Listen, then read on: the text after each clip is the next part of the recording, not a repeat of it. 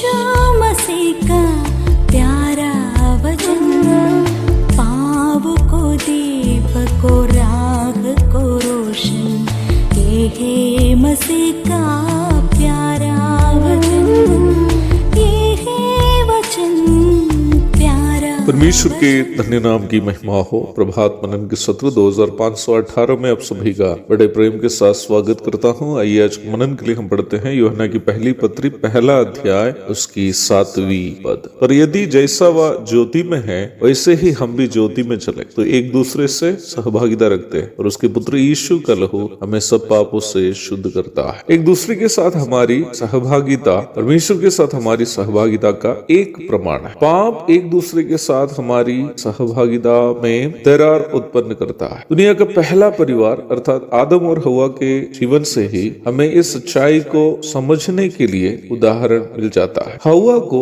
पहली बार परमेश्वर ने जब आदम के सामने खड़ा कराया था, परमेश्वर ने आदम को हवा के बारे में कोई परिचय नहीं दिया था। उसके बावजूद भी आदम ने जैसे ही हवा को देखा इस प्रकार कहा, अब यह मेरी हड्डियों में से हड्डी और मेरे मांस में का मांस है। मेरी समझ से अपनी लड़की को देखकर कविता लिखा हुआ दुनिया का पहला कवि आदम ही है। पर आदम जब हवा को देखकर वो प्यार भरा कविता लिखा था, दोनों पाप में नहीं फंसे हुए थे। जब हम उत्पत्ति के 3रा अध्याय की ओर आते हैं, वो यही हवा के बारे में परमेश्वर से शिकायत करते हुए भी हम देखते हैं कि जिस स्त्री को तूने मेरे संग रहने को दिया है उसी ने वृक्ष का फल मुझे दिया और मैंने खाया। उत्पत्ति 3:12। इस एक प्रस्ताव इस बात का स्पष्ट प्रमाण है कि पाप करने के बाद आदम की सहभागिता परमेश्वर से टूटने के साथ साथ अपनी पत्नी से भी टूट गई थी। परमेश्वर पर वो आरोप यह लगा रहा है कि इस सारी समस्या का मूल कारण परमेश्वर है, क्योंकि परमेश्वर यदि हवा को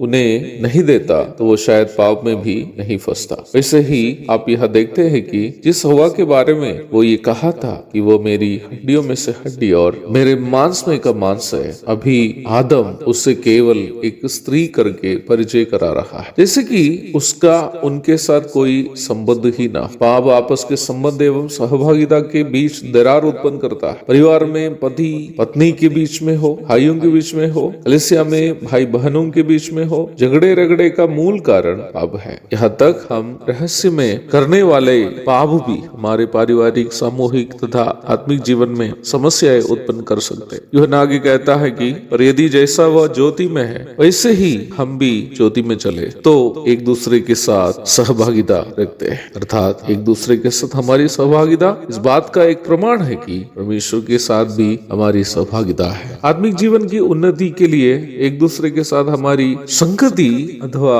सहभागिता से तब हम दूर रहते हैं जब हम पाप में हैं। हमें यदि आपस में सहभागिता रखनी हो तो परमेश्वर के साथ हमारी सहभागिता मजबूत होना भी जरूरी है, ताकि प्रभु सेवकाई पर आशीष दे। एक और शुभ दिन की धन्य कामनाओं के साथ आज का मनन में यहाँ समाप्त करता हूँ। प्रभु आप सबको आशीष दे।